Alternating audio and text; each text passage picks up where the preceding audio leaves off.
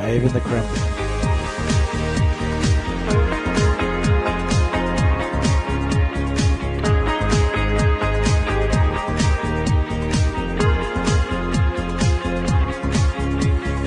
Welcome to LOA Today. Walt Thiessen, Alyx King, and Tom Wells here. Today is Friday, March the 1st, 2018. We're in March already. It's 8 a.m. in New York, 5 a.m. in Los Angeles, 1 p.m. The other one. 1 p.m. in London. And Sydney, Australia is at 12 midnight. But wherever you are in the world, thank you for joining us for another episode of LOA Today, your daily dose of happy. I'm happy to be awake. That was a major achievement for this morning, and I have now done my good deed. I opened my eyes, I got up, I moved around. This is a good day. We're off to a good start, right? Your body is still alive, yeah. My body is still alive, yeah. Who is it who says? I think it's Mike Dooley who says it. I'm not sure who says it. Somebody says, have you completed your life mission yet? If you're still alive, you haven't. So there it is. Yeah, right. I heard that one, yeah. Any day you open your eyes is a good day. It is. Yeah. Yes. So, and plus, when I got here, you guys were chatting it up and joking and laughing and so forth, and that helps. That helps. So, I mean, on the one hand, it shows you guys are in a great mood this morning. And on the other hand, you help give me some energy, so that's good. And you're going to be giving the audience some energy. That's good, too. Good things happening all the way around, just on an energetic level. So, well done, yep. well done. We've done our job for the day. We'll see you all next time. No.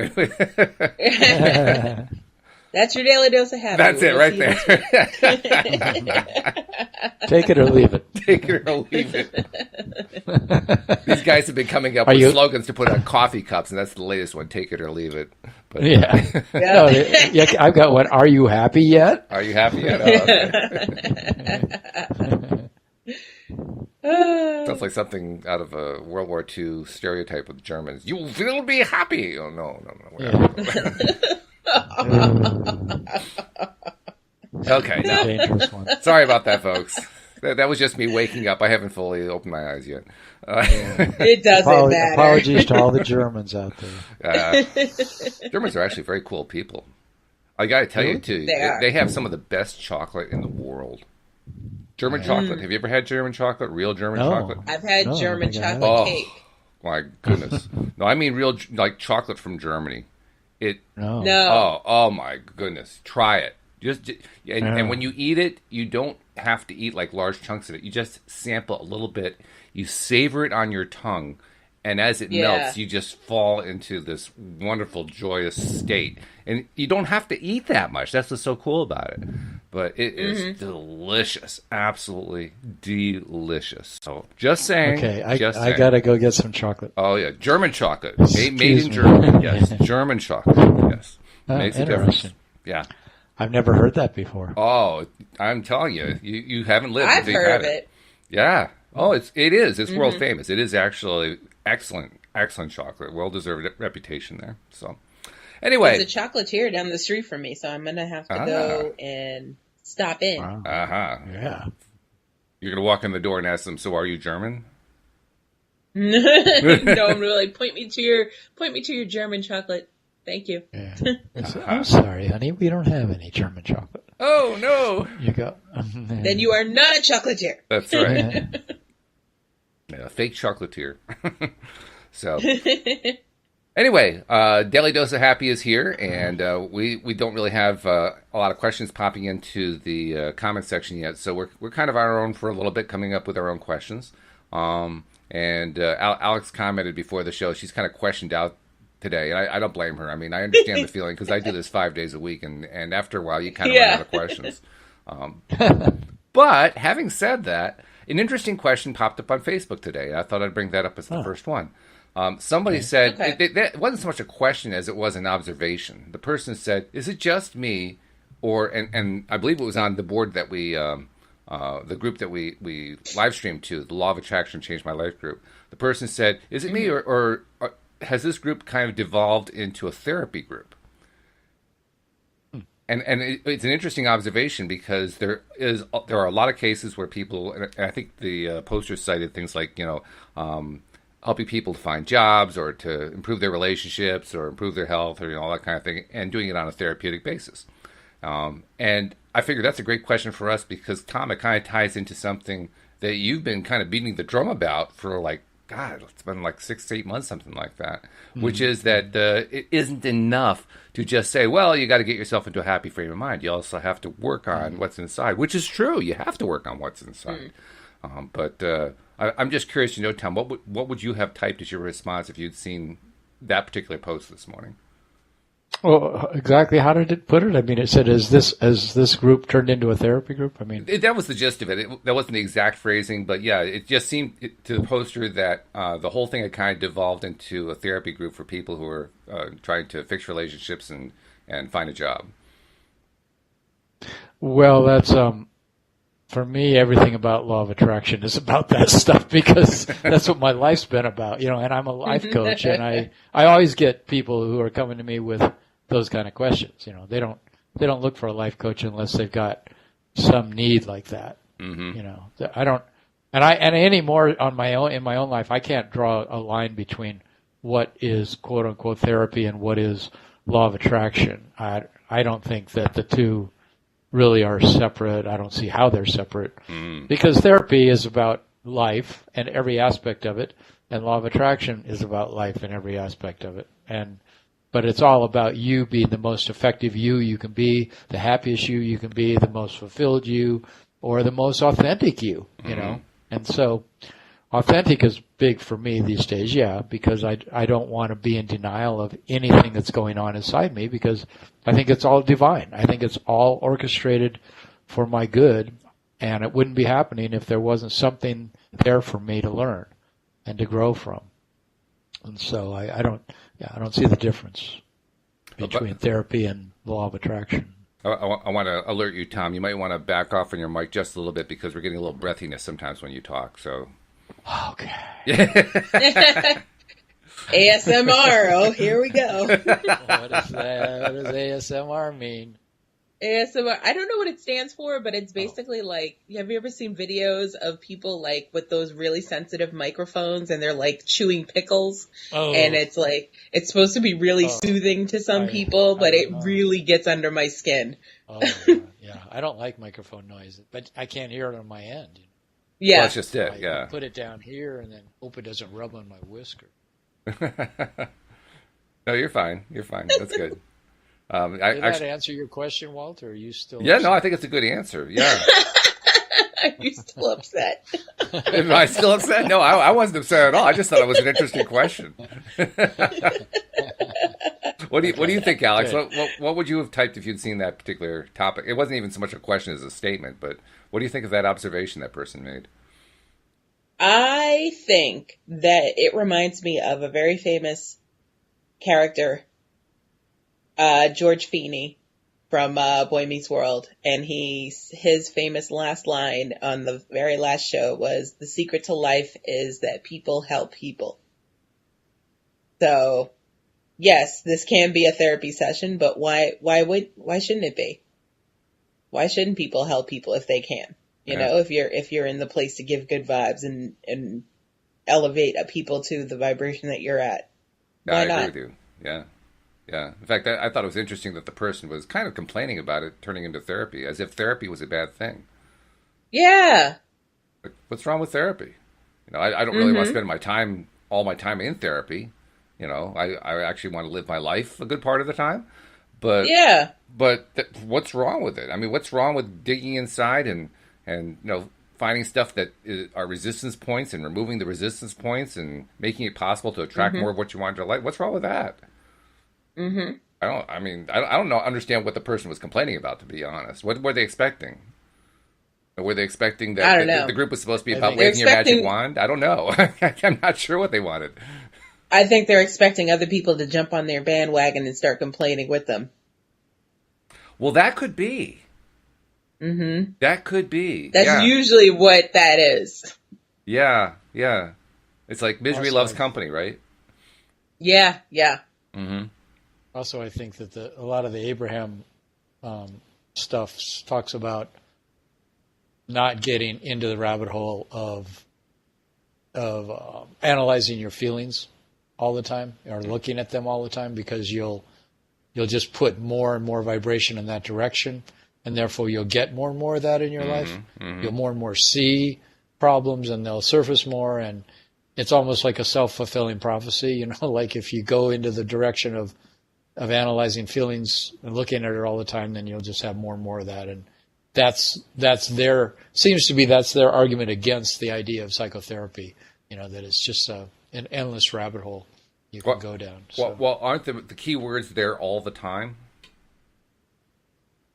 I mean, because we certainly don't want to be doing therapy all the time. If you do therapy all the time, you're not living. Right. No, you're not. No. Yeah. So, I mean, I don't think that Abraham was ever speaking out against therapy per se. I think they were just saying, don't live there. don't spend all your time. There's life to be lived out here, folks. Come and join life. Sleep on the couch. Right. So that's a big point. Yeah. I mean, therapy. I spent 9 months in therapy. I probably only needed to spend about 3. And probably only need to spend about a month, actually, when you come down to it. But that was out of my lifetime. So even if you look at it that way, how much time have I actually spent on therapeutic stuff compared to my overall lifetime? A pretty small percentage. Has it paid off? Yeah, it's been helpful. And some of the methods that I learned in there, I've been able to use myself without, sitting in front of a counselor. But does that mean that I spend all my time doing it? Not even close. Not even close. It wasn't even in the same ballpark. So,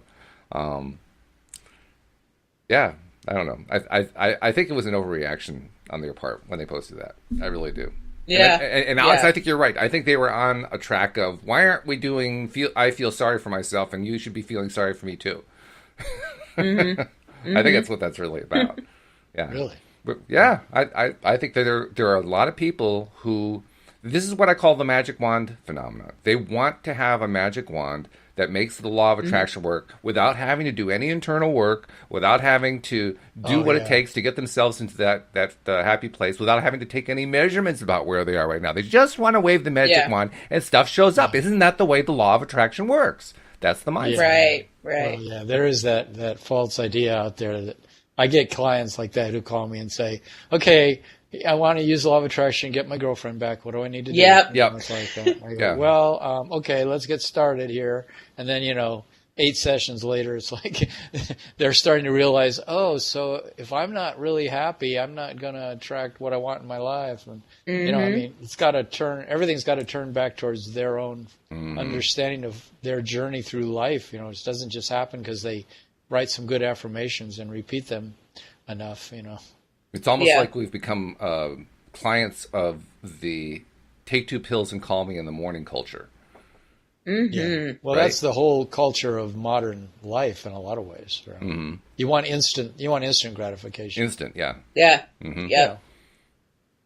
Which is understandable, but there's something about life's got processes built into it that have magic in them and beauty in them, and somehow we have to sort of surrender to processes, I think. I agree. So, okay, Tom, you said you had 5 questions for us. Let's dredge one of them up here. Let's see what's the best one on the list right now. Dredge one up. Dredge was perhaps not the right word. Let's select one. How about that? Let's get into the sewer and dredge it. Okay. One of the ones I had was, how do you experience the flow in your life? Oh, Walt's not listening. How do you experience the flow in your life between you being in control of what's happening to the point that you're monitoring your thoughts and feelings and allowing Source to orchestrate your life for you? How do you experience that balance between those two things? I'm lucky if I can experience it at all. I mean, that to me is a victory. If I can experience that, I know I'm on the right track. Which one? Well, both. Which I mean, one? all that combined together. The idea of being mindful and being in attendance, and then also at the same time letting Source Energy do its stuff without me being the constant doer. When I can get into that level of balance, I'm doing great. Yeah. So to me, it's not like it's a conflict. It's more like it's a victory just getting there. Just getting there. Okay. And then producing the result, having the result come out of it. That's even better. It's like, oh wow, this really does work. Thank goodness. You need that reinforcement to let you know. But have you been there? I mean, you've been to that place where you feel like, I could sit here and write out affirmations that I'm going to say, or I could just trust that my life is being orchestrated, and maybe I don't have to do that much. Maybe I just start seeing the magic more by just relaxing more and chilling out and trusting and letting my boat flow with the stream. For me, practices like affirmations are about getting myself into a happy place. If I try to measure them in terms of what's coming down the stream, I don't stick with them real well. I have trouble with that. So I focus on them in terms of, is it helping me to do this practice today to get into a better feeling place today? That's where I see the victory. When I can do that, get myself into that good feeling place by just doing some practice, I've won. And I trust, to some degree, sometimes more of a degree, sometimes less of a degree, I trust to some degree that it's also going to lead to some of the results that I want further on down the line. But I try not to look that far. I spend some time looking that far out, but most of the time I try to look at what's happening today. How good of a job am I doing at staying in my happy place today, or even getting to the happy place today? That's more than enough to be getting on with. To just dealing with that alone, it keeps my day going. Okay. How about you, Alyx? I'm like always in the mindset that things always work out for me. So I'm always in the mindset that the universe is going to take care of me. So I don't really stress about things too much because, like I said, I keep speaking into existence that everything works out for me. So in that sense, I'm in control. But other than that, I let the river flow wherever it's going to flow. So do you trust that there's like this higher power that Abraham calls source, and maybe a Christian would call Jesus or God, and that it's just, if you just surrender to that and allow it, you'll be taken care of. Everything will work out that needs to work out. Yeah. Mm-hmm. That's cool. But there's also certain points where you do have effect on what happens in your life based on what you say and what you do. So yeah, you go either way. Yeah, see, that's the interesting thing. It's a combination of everything, I think. So it's kind of a flow. You're sort of just flowing along, but sometimes you see how your own assertion of your own will into the process makes a difference. And other times you're sort of surrendering your will to the trust that life is designed to be an awesome, very, very well-oiled working experience, and all you need to do is kind of trust, and this wonderful love will fill your life with what you need. Exactly. I think it's a big question myself because I deal with it a lot, and I've sort of given up doing a lot of techniques to try to manipulate my world, and so a lot more just watching to see and just allowing myself to receive. I remember when Abraham was always saying 100% of your job as a human being is to be receptive, receptive to your well-being. But to me, it's just like receptive, just be receptive, period. Mm-hmm. Like, what's life showing me right now? What's it indicating? What's the impulse I'm getting to do next, and do I really need to be worried about what I'm doing to keep control of this whole game? Is this really mine to constantly herd my horses into the corral and be sure they're not running all over the place? That's a big question. How much trust? Or do you trust the universe to be your sheepdog? My sheepdog. God is my sheepdog. Now there's a T-shirt for you. Yeah. It'll corral the horses for you. Yeah, right. Exactly. Yeah, right. I love that thought that that I heard where someone was, it was Seth, who was another Abraham type entity that speaks from the unseen realm, when they were saying, are you thinking your thoughts, or are your thoughts being, broadcast into you? Like, are you receiving your thoughts? Because we think so much that we're in control. And that actually came up in another Facebook post. I don't remember what the post was about, but there was a subsection, like a sub-thread that was going on. And in that sub-thread, I think the original post was somebody talking about how she was concerned because her daughter had this belief that she had created her mom and her mom didn't really exist. I love that stuff. And so her mom could say, clean up your room. And she said, you don't even exist. You don't even exist. Yeah. I mean, she did create her mom, but her mom does exist, though. And what it reminded me of, and this is ultimately what I ended up posting after some other exchanges, I reminded people who are Harry Potter fans about what Dumbledore and Harry talked about in Harry's head toward the end of the 7th book. Where they have the conversation about, Dumbledore just tried to kill Harry, and he ended up killing his unintended Horcrux, and yada yada, all that kind of stuff. And toward the end of their conversation, Harry says to Dumbledore, Professor, is this all real, or is this just happening inside my head? And Dumbledore says, well, of course this is all happening inside your head, Harry, but why on earth should that mean that it isn't real? Mm-hmm. Yeah. And that summarizes it right there. Yeah. Just because it's inside your head, it can't be real? Really? Exactly. That doesn't make any sense. That's my point. And what's real? I guess when we're in this reality, this 3D world, there's no question what's real. It's what we're experiencing. That's what's real.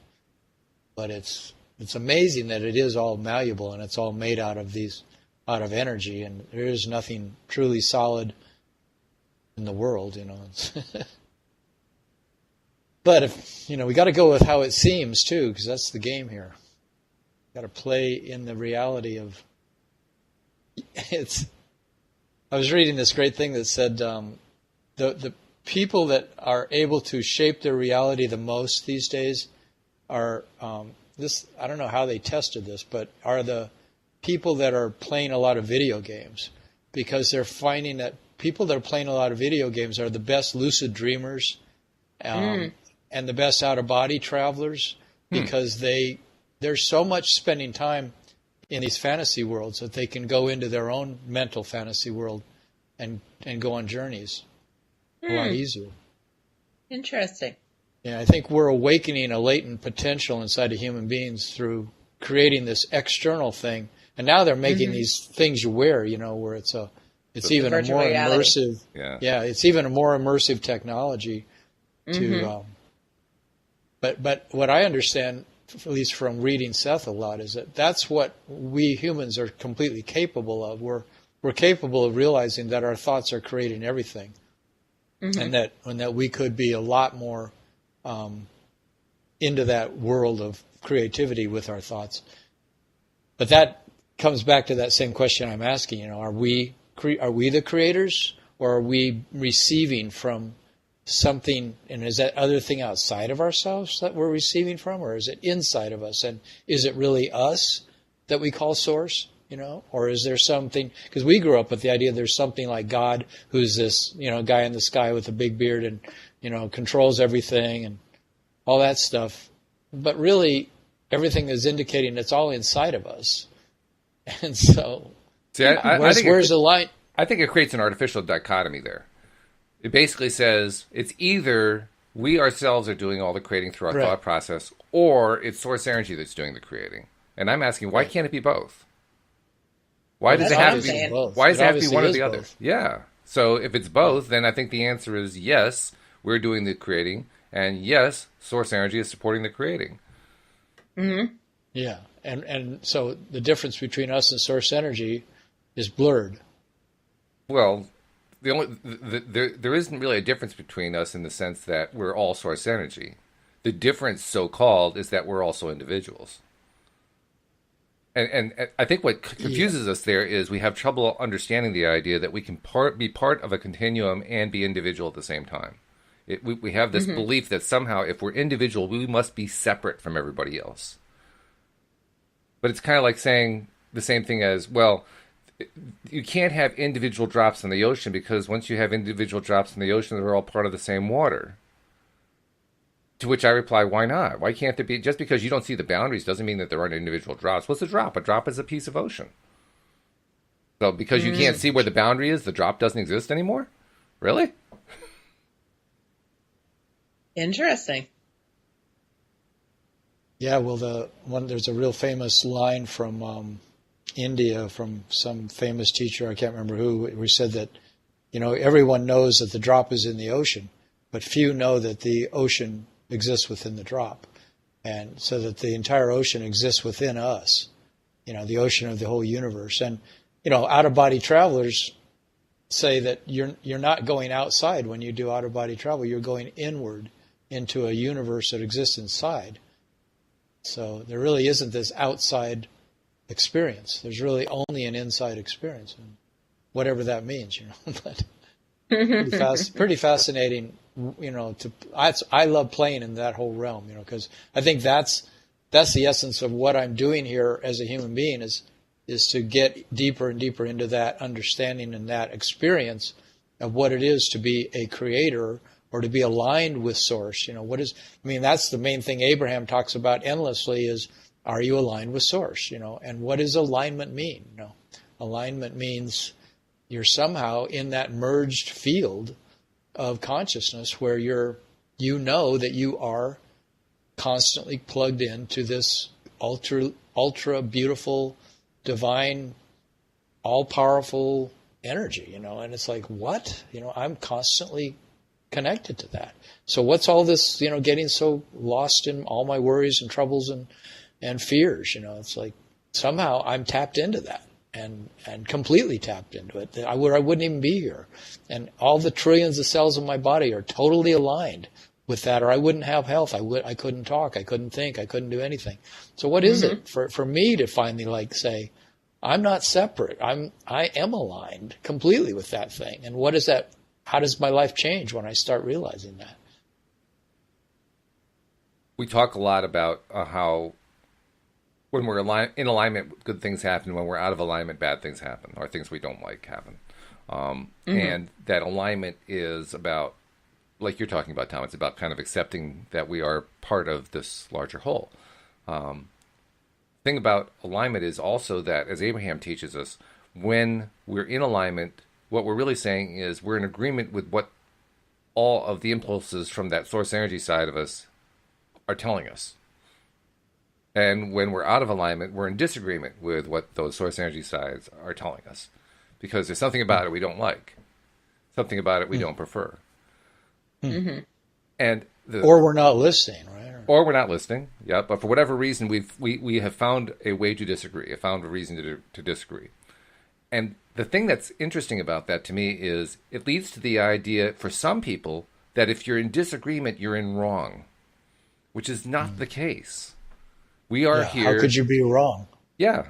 Well, more precisely, the idea that you disagree with what you're getting from the rest of who you are, that inner person, that inner Walt.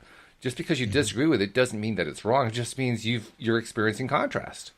You're experiencing a different way of understanding what's going on. And by creating that contrast, you are also, this is where the whole idea of expansion comes in. I can't honestly say I still have that concept perfectly clear in my head, but nevertheless, that's where the expansion is coming in, and that expansion is good. That is that's how growth. That's how growth takes place. That's right. Yeah. So, and according to Abraham, we're not here to do anything other than expand. Yeah. Really. I mean, which is that's also love, mind blowing. Yeah. Go ahead. Personally, I always thought we were here for a lot of other things, but nevertheless, if that's what we're here for, okay. German chocolate. German chocolate, absolutely. That's one of them. But that's expansive. I mean, because as you eat that chocolate, you are like totally expanding your culinary delight. Yeah, and I suppose you can paint expansion to cover everything in life. So I guess in that sense, everything is expansion. But when I take a bite out of chocolate, my first thought is not, oh, wow, this is so expansive. That's not the way I look at it. It's like, oh, wow, that really? tastes so good. Oh, wow. I always say to myself, oh, I'm becoming more infinite. No. Well, you always were a little weird, so I could understand that. Yeah, that's what they say. That's what they say. That's Weird, what the doctor told him. In a genius sort of. Yeah, genius sort of way. That's right. Yes. It's a fine line. It's a fine line. But that this whole idea that we are somehow in a good place or a bad place because we agree or disagree with our inner being is, I think, a notion we need to change, because that's how we can, changing that notion is how we can more easily and more readily get into that place we want to be in. Because we as deliberate creators who do this show and who listen to this show and who are participating in this this exploration of law of attraction are wanting to be in that better feeling place more often. But we don't necessarily want to be in that place 1,000% of the time. We just want to be there a lot. And we want to be able to do it on demand. Yeah. So that we can attract what we want to attract and have the life we want to have when we want to have it. I mean, that's what's driving us here. And I think that part of what that is about is learning how to not get so wrapped up in the contrast, get so wrapped up in the part that we don't like that we end up sticking there. That's the stuck part of trying to attract something, getting stuck in that contrast. So what we're trying to learn, what we're trying to practice, apply in our lives is, continue to engage in the contrast, engage in focusing on this is what I like, this is what I don't like, that's what I prefer, that's what I don't prefer, but without getting all wrapped up in, oh God, I really don't prefer that. Oh God, I really don't prefer that, and I'm so sick of preferring that. And people who prefer that that's the part that we want to leave behind. Yeah. Right. So, anyway, that's my take. I'm sticking to it. Okay. No, that's cool. Alyx, did you have more to say? No, I didn't. Okay. See, she didn't want to go down that rabbit hole of, oh, I don't feel like that. How about you, Tom? Yeah, well, I've had friends who say, the biggest mistake we make is trying to control anything and trying to prefer things, and thinking that we need to shape our futures, and that that having preferences and all these, all that stuff going on, all these wants, is what really makes our lives miserable. And that when we get into the place where we just accept that we're going to be given the right measure of everything we need, and it's going to be the perfect thing for our expansion, that we can get off of the treadmill of constantly trying to control our lives. Yeah. So that's why I asked the question. I think that viewpoint is one of, I'm afraid of contrast. I don't want to be anywhere near contrast. That's what they're basically saying. I just don't want to have to handle contrast. And okay, that's fine. Go ahead. The person I'm thinking of, she says, I'm in the contrast and I don't have a choice, but I'm trusting that higher love will make sure that, one way or the other things are going to work out. But I don't have to like what's happening. There's the key word. She said, I don't have a choice. Well, actually, she does have a choice, but she has. Well, she's in some ways she's given up the choice, And why she doesn't want to believe that she has a choice. Right. Well, that would mean she can't. She has to leave the victim energy. That's threatening. Just to be in victim energy. So she has to leave the victim energy if she wants to leave that thought behind. See, that's the nice thing about that argument. I don't have a choice about being in contrast. I don't have a choice now I'm a victim to it. Not my fault anymore. I've just washed my hands of the whole thing. Right. And that's what frustrated me about her, was that she felt that way. And that it felt like, well, you're sort of a victim here. And instead she would say, no, I'm just experiencing what life is bringing me, and I'm learning from it. Yeah, so she's justifying her victimhood. And that's fine. She's free to do that. That's her trip. And, we all learn at our own pace. We do. Yeah. You got to be ready to make the change. Otherwise, you can't make the change. It's just that simple. Facts. Facts. I mean, the reason I do this show is because I feel like I'm constantly ready to make the change. And then I find there are times I'm not. I'm thinking, darn, once again, I've tricked myself. What's going on here? Make what change? Improvements in my outlook on life, in my ability to take control of my thoughts, my ability to notice where I'm giving up my power and take the power back. I mean, that's my goal in life, to keep taking my power back, to keep saying, no, this is my choice. I'm the one who did this. I'm the one who got myself this. Everything around me, I did that. And it's hard. That's a hard perspective. Let's be perfectly honest. We were brought up in a society where we are taught exactly the opposite. We were taught what your friend was taught, that, I have no control over this contrast that was given to me. Personally, I like the idea of having control. I'm just trying to unlearn the old belief, and it's hard to do because I'm so immersed in it. But when I look at it, it certainly seems to me to make a whole lot more sense to have that control than to give it up. But your friend has come to the opposite conclusion. Her conclusion is, no, I'd rather give it up because that way I'm not to blame. And that's a big part of this. There's a blame culture that goes on in our world. A lot of people want to blame. I'm not interested in blame myself. I don't think blame is really worthwhile. Not that I never engage in it. Sometimes I do, and then I catch myself. But for the most part, blame doesn't really help at all. I've never seen blame produce any good result. So I want to get away from it. Blame doesn't help me at all. It doesn't make me a better person, I don't think. It doesn't make me stronger. It doesn't make me happier. It doesn't lead to any of the kind of things I want to live in my life. It leads to me feeling trapped, stuck in comfort zones, stuck in safety that isn't really safe, stuck in all these things that I don't want to be stuck in. So I'm done with blame. Thank you. Goodbye. Yeah. Yeah, she's coming from a whole other perspective, but it's called non-dual thinking. And it's if you start reading the non-dual writers, of which there's many, it's a whole other world, and it's not, I don't think it is really about blame, and it isn't really about being a victim. It's just a whole other way of looking at reality. You think so? Okay. Well, I haven't read it, so I can't claim any authorship. Yeah. No, I'm starting to read a bunch of it, and it's very interesting. Sometimes I just put it down and say, no, this sounds too much like giving over all the control to some power. I don't know. It just, it's confusing. Put it that way for me. That's why I'm looking into it, because she influenced me to look in that direction. And very interesting how much people are into different life philosophies, and there isn't a right way. The law of attraction is not the right way. I love when Abraham said that to somebody who was sort of asking that question. And I had a client yesterday asking me that question, because, my girlfriend's starting to get into law of attraction, and he was, feeling like that's such a great thing and wondering if she'll get into it more. And I said that thing that Abraham said, that, nobody needs to be into the law of attraction, and everything will still work out just fine. And a person can have a wonderful life and never know about Abraham, or know about, the secret or anything like that.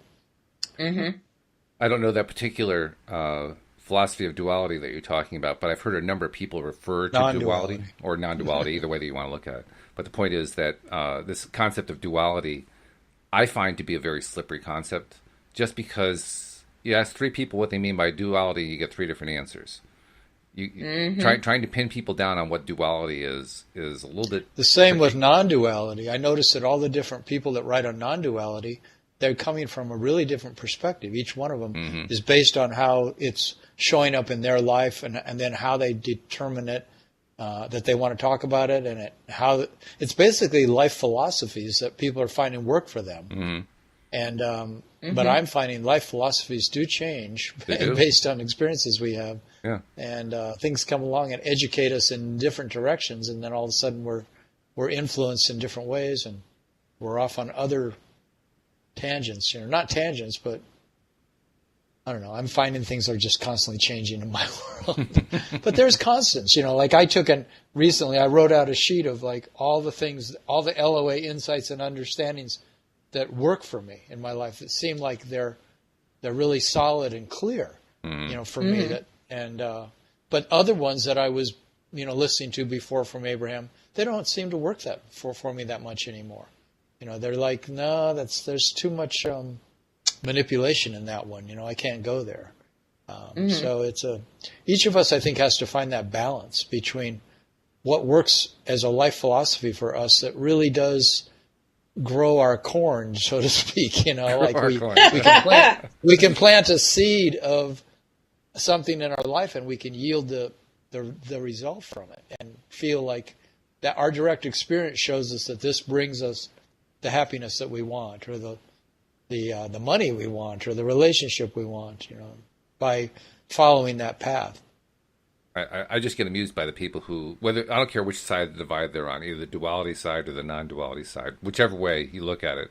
And I don't know this particular non-duality movement that you're referring to here, but as I understand the concept of duality is about seeing things as two different things at once when it's all just one thing.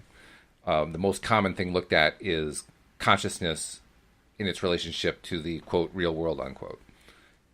Outside versus inside. That's the most common dual concept that I see addressed. And the interesting thing about the people who take that kind of approach is that they seem to be obsessed with the idea of, like you say, of being non-dual, of not getting caught up in the duality of it. And yet they spend all their time talking about things that are outside and inside while trying to pretend that they're not talking about anything that's outside and inside. They're trying to talk about it as if we're all the same thing. And I think to myself, do you understand what terminologies you're using here? I mean, you use words that society as a whole describes as inside versus outside, and you claim you're not being dual. It's a kind of a passive aggressive approach to trying to understand what's going on. And so I mean, I certainly say, hey, if that floats your boat, go right ahead. I can't really buy into it. I just think we're setting ourselves up when we do that. Mm-hmm. Yeah, I would have to hear an example of what you're talking about to understand it, but I can relate to the fact that it is confusing. Right, let's put it this way. What I'm thinking about is the so-called duality of us being infinite beings and also us being part of the, quote, real world, the physical world. That's considered by many people to be a duality. And a lot of people who advocate non-duality or oneness or whatever try to dismiss the fact that, or try to dismiss the claim, let's put it that way, that there is an outside physical world. And then they try to act and think as if there's not really, that's just an illusion. It doesn't actually mean anything. There's nothing actually there. But all of their terminology that they use to describe whatever their beliefs are terminologies that are used to describe the real world. They're kind of they've put themselves into a trap. They're saying, I am not going to think about these things as being different. And then they use terminologies and thought patterns that are all about making them different. It's like, well, so they're contradicting themselves. Yeah. They don't seem to have grasped the idea that all of our language is based on that physical world. Right. So what are they going to do? Invent a new language? I'm not sure what they have in mind, but I don't think they realize what they're doing. Yeah. And I think sometimes they're talking, to me it just seems like it has to be a mental construct that they're talking from. That it's, you can tell yourself all kinds of things, but how much is it just in what you're trying to drum up inside your thinking rather than in what you're actually experiencing? That's sort of what you're saying in a way, what I hear you saying. It's like how much is that a thought construct that you're trying to live inside of a thought construct? Because that's what I tried to do with law of attraction. I tried to live inside of the thought construct of everything fits within this construct of law of attraction. But then eventually realized, no, it doesn't necessarily work that way for me.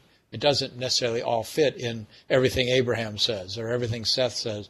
It all makes sense, and now I can have a way to understand all of reality. But in a way, that hasn't worked for me that way. I'm still learning. I'm still finding that I've got to come to my own understandings about this. Yeah. Well, that's ultimately from my own direct experience. Yeah. And so then I read non-dual thinkers, and sometimes I think, they're doing that. Some of them seem to be doing that thing with their head where they're trying to convince themselves through their arguments and their thinking that they see things in a certain way. You know, so that you don't really exist because you're just molecules. You're just like atoms, you know. And so they can say that, but there you are, you know, in front of me, existing. Well, at the same time. I think they also have another problem. They have an epistemological problem. Rene Descartes very famously wrote, "I think, therefore I am." And many people, including myself, have pointed out that his concept is accurate. He just has it chronologically backwards. Because the proper order is, I am, therefore I think. You can't think until you are first. Their thought doesn't exist without a thinker. You've got to have a thinker before you can have a thought. And so the moment that you think a thought is the moment you declare your existence. You say, yes, I am. And here I am doing my thinking. And the moment that you do that is the moment that you're engaging in a dual world because you're doing it within this physical world context. Now, that physical world may be an illusion.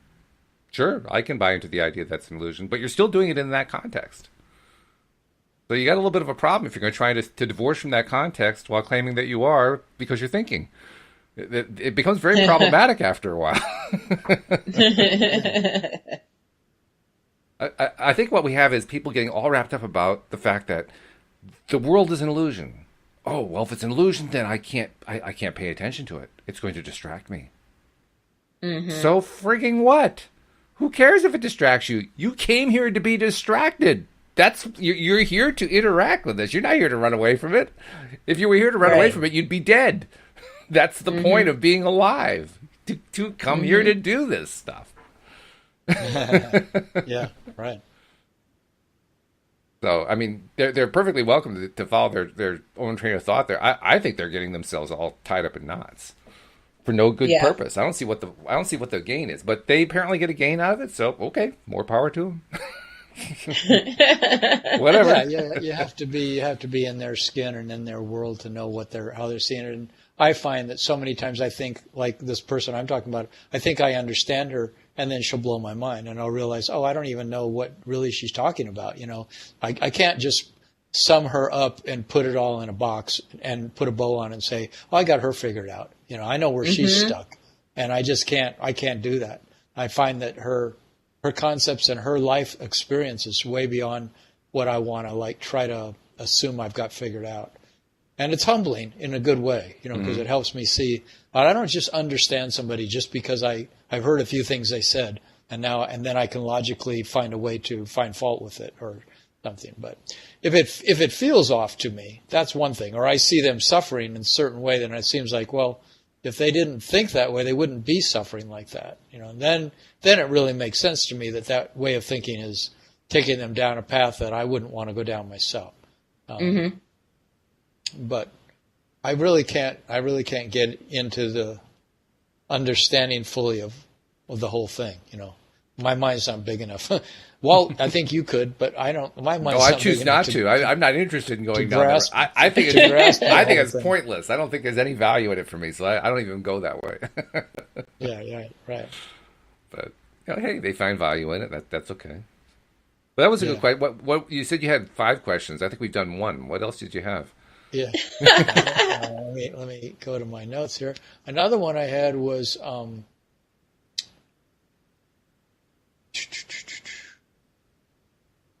simple one. Suraj has asked for help this is his 3rd morning in a row. He asked Wednesday morning when it was Alyx and Kelly and I had remembered that it was with Cindy, but actually Alyx, it was with you, me, and Kelly. And then he asked yesterday with Joel. He's in the hospital. He's dealing with health issues, and he's also dealing with financial issues.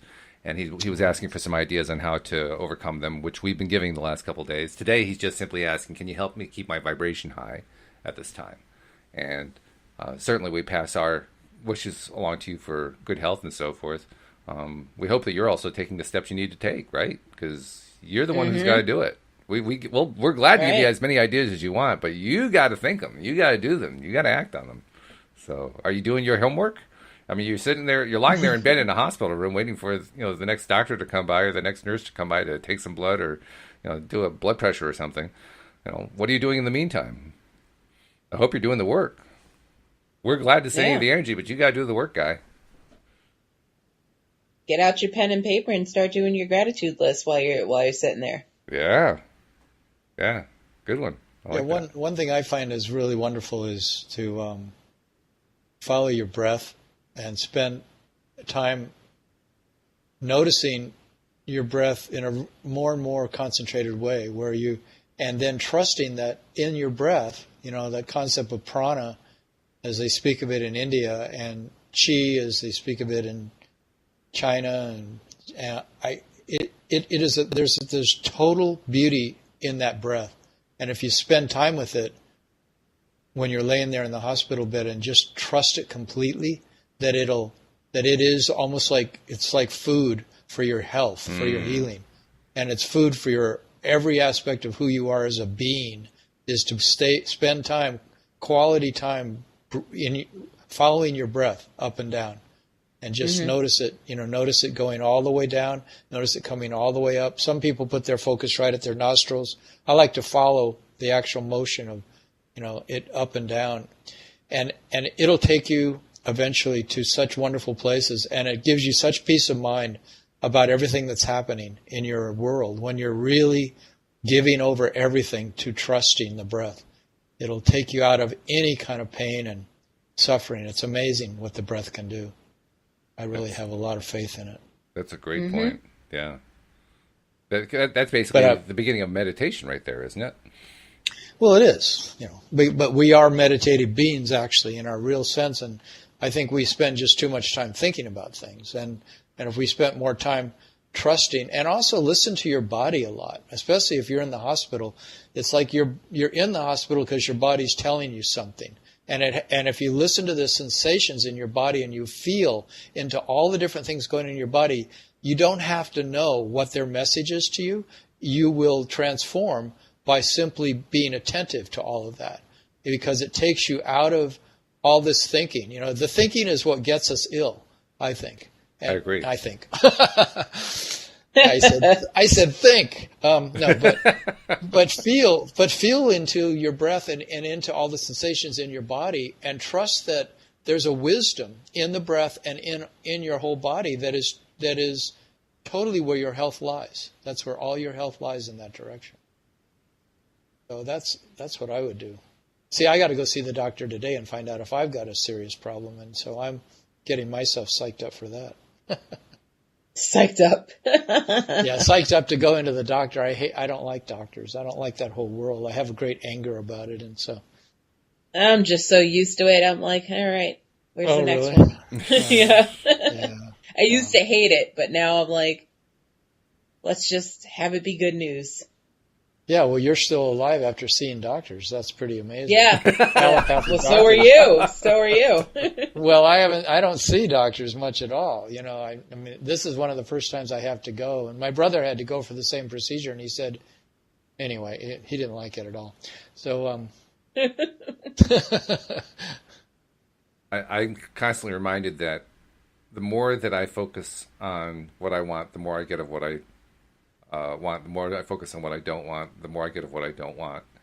And I was particularly aware of that this past, well, we're still in winter, but this winter when Louise was hospitalized and when she was dealing with all her health issues. And there were particular points in time where we were told things we probably shouldn't have been told by the medical community that were really not very helpful.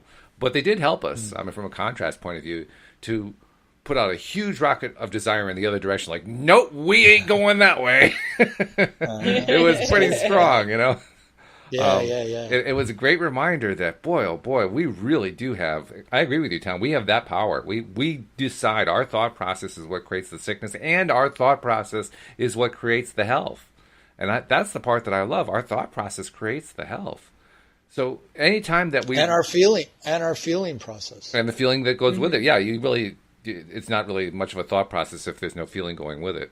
We can kind of think in that sort of feelingless void, but it kind of wears you out after a while. But when you do it, when you combine the two together, then it's powerful. It's very potent. And that potency, oh my goodness. I mean, I'm looking at what happened with Louise since then. I mean, she basically just got, last week, or actually during this week, early part of this week, she got released from physical therapy. She's done with her therapy. And Nice. we're actually pointing now toward, I mean, the doctors, one of the doctors that she's dealing with is convinced that she's going to be on medication for the rest of her life. We disagree. Yeah. We disagree. Mm-hmm. I'm convinced she's going to be off medication by July.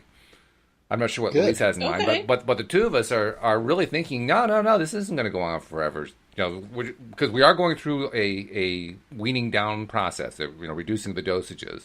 And we're coming up on the next doctor visit to see, okay, do we knock it down another level? Is she still doing well enough that we can knock it down on another level?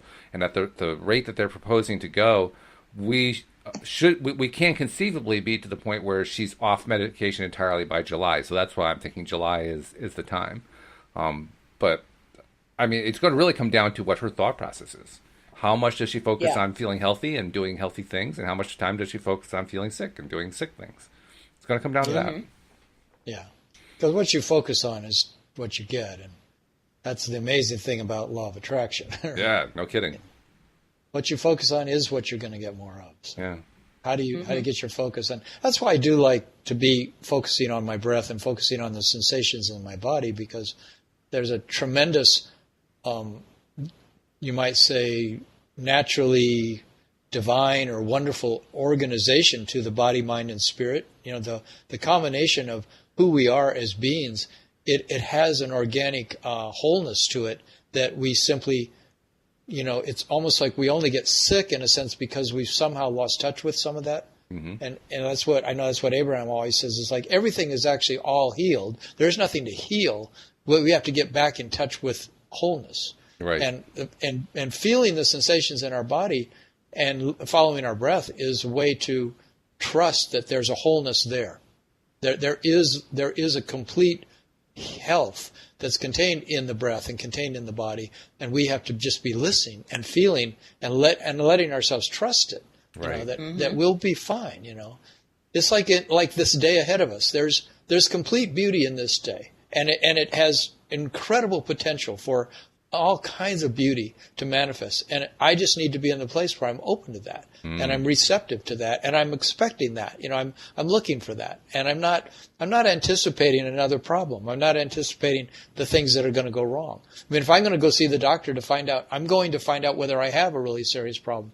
And I realize this is so much dependent on what I'm thinking, what I'm believing. Yeah. Because what I walk into that doctor's room with is going to have a lot to do with what they find. Absolutely. In fact, if you listen to Abraham and Seth, everything they're finding is being created in that moment by me. Mm-hmm. And so it's like, and them, but it's really me, whether or not I've got a disease process going on, it's completely up to what I truly am vibrating with. And it's true. That thing will be there. They'll find it if I'm vibrating with it. And if I'm not, it won't be there. It won't be a problem. It's true. Yeah. And one of the things that I found really cool, this is something that I learned early on doing the podcast. My first regular co-host was my sister-in-law, Iona, who is, I believe this coming August, she's going to finally get her PhD in the neurosciences. I'm not sure what the exact degree is, but she's going to be getting her degree. And in the course of her studies, she was sharing a lot of the things that she was learning on the podcast. One of the things that she learned was that they've been able to, using various, measurement visualizing techniques, visualizing meaning like using X-rays and, what are those things called? The various kinds of things they can do to see what's going on. CAT scans, MRIs, all that thing. Yeah. They can actually visualize the process of what happens from the moment that you think something to what happens at another part of the body. They can actually track it through the body if they really want to. And they've been able to identify the fact that if you have a thought that is a good feeling thought about whatever, about the health of your gut, and then you track down that process to the gut, you can actually see within 90 seconds the gut starting to increase the amount of healing activity that goes on. And and at the same way, if you could start a thought process about the gut being sick, 90 seconds later they can track down to the gut that the gut is now generating things like cancer cells and so forth to start killing itself off. It's literally that quick of a response. Yeah, I believe it's that fast. It's a minute and a half. So, I mean, it's not just Abraham that's telling us this. Science is telling us this. Literally, our thoughts are driving this. Science is also telling us that there are millions and millions of brain cells in the gut and in the heart, and now they're thinking throughout the entire body, and that we're actually thinking and living through the entire organism. Yes. So if these people say, I've got a gut intuition, I've got a gut feeling. Well, you literally have brain cells, like thinking cells in your gut that, so your gut is really telling you something. And it's not thought like we think it. That's why I say feel the body sensations, because the body is wise, and it adjusts itself by us trusting it. It literally adjusts it by us trusting it and listening to it and getting out of even thinking that it's all in our heads. So there's a lot of ways to find health. There's a lot of avenues into letting the organism really function as its beautiful self. It's trillions of cells, and it's like trillions of intelligent beings are combining to make us what we are. That's right. It's true. Wow. And the 90-second rule, that 90-second cycle, because it is a 90-second cycle from the moment of thought to whatever part of the body. The time varies, but it's usually about 90 seconds. That 90-second cycle gives me a tremendous sense of power, because I know that even if I'm not feeling it, even if I can't actually sense a healing going on, if I can just remember the fact that 90-second cycle is going on at all times, all I have to do is just keep focusing on the thing that I want, and I can trust, 90 seconds later, I'm creating healing. 90 seconds later, I'm creating healing. 90 seconds later, I'm creating healing.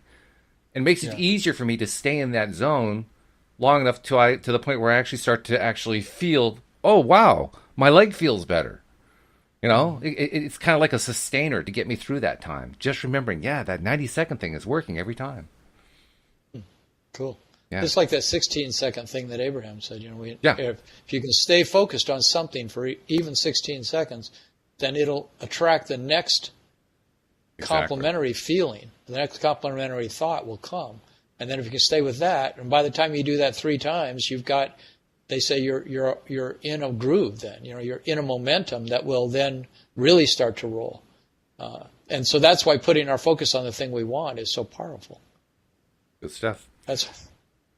Well, we're about a couple minutes over, so we should probably draw to a close. Tom, quickly, for somebody who wants to reach out to you for something on a coaching level or just personal contact, how do they reach you? They can go to my website, which is youarejoy.com. That's the words youarejoy.com, and sign up for a free half-hour coaching session with me, which usually turns into an hour. But then you can see whether you want to coach with me or not. And it's a lot of fun. Very good. And Alyx, I know I've asked you that question a couple times this week, so I'll just leave it open. Anything more you need to tell people before our week is over? As me and Tom discussed, we're gonna start working on some merchandise and some T-shirts and some mugs. So we're gonna see how that works and get that started. Cool. All right. Well, then we're gonna have to come back and see how that's gonna work out. We hope you all join us next time here on LOA Today. Goodbye, everybody.